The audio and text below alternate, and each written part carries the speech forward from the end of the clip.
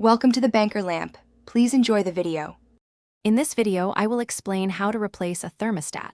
First, always prioritize safety by ensuring your engine is completely cool before starting any work.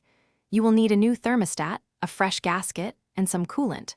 Also, have a drain pan ready to catch the old coolant.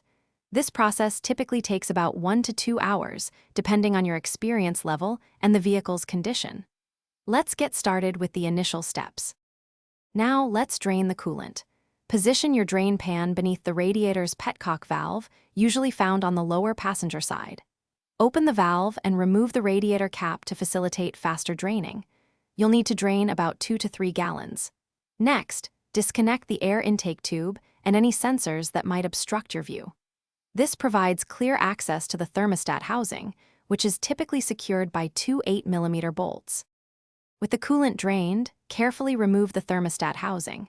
The old gasket will likely be stuck. Discard it.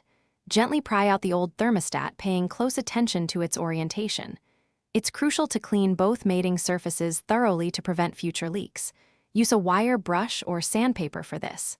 Now, install your new thermostat, ensuring the spring faces down. Place the new O-ring seal on top, ready for the housing. Now, let's put everything back together.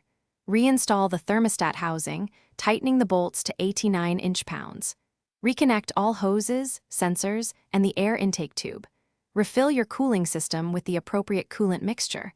A 5.4-liter engine typically holds about 21 quarts. Finally, start the engine with the heater on high to bleed any air from the system. Monitor the coolant level and top it off as needed. Thanks for watching. If this was helpful, leave a like and consider subscribing. See you next time.